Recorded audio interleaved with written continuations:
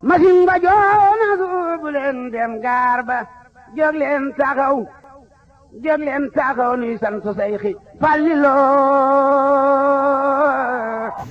mbokki jullit di mbokki talibe yi asalaamu aleykum wa rahmatullahi taala wa barakaatu. ci kilifteefu Serigne Mountakha Mbacké Al Basir xalif général kullu murit yàlla na fi yàgg lool ci ndigalul Serigne Aboul Baraka Mbacké xalifa Cheikh Mouhamadoul Fadal Mbacké yàlla na fi yàgg lool te wér ci njiital jëwrin président Cheikh Ibrahima Sall président fondation Xidma Cheikh Mouhamadoul Fadal Mbacké mbokk yi xarit yi soppe yi am di jàmm yi dëkkandoo yi ndawle yi fondation Xidma Cheikh Mouhamadoul Fadal amati nañ mbégte di leen yëgal seen ziar général biñ baaxoo amal ren wala nekk 3e édition ñu koy amalee ca Touba Ndindi fas yéene ci ziare Serigne Abou Baraka Mbacké xalifa Cheikh Mouhamadoul Fadal Mbacké mbokk yi bés boobu jàpp nañ ko lundi le 1er janvier 2024 ca Touba Ndindi di ci woo mbooleem kuy xarit soppe ak am di jàmm ci ñoom bàyyiwuñu kenn programme bis bi nii lay tëddee 8h mise en place 9h ñi daal di ndekki 10h tàmbali njàngum xasaayit ak njàngum alquranul karim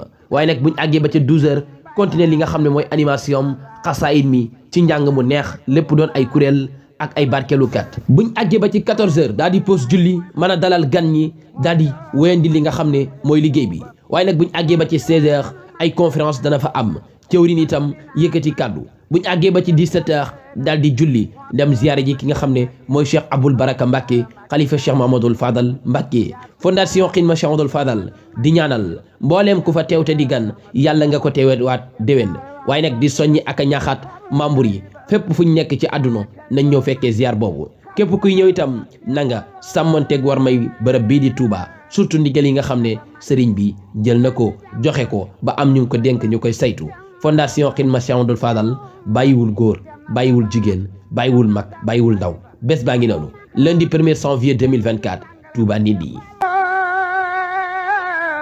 julli jumaa ja naan ca biir Zamzam kaaya waa Makkata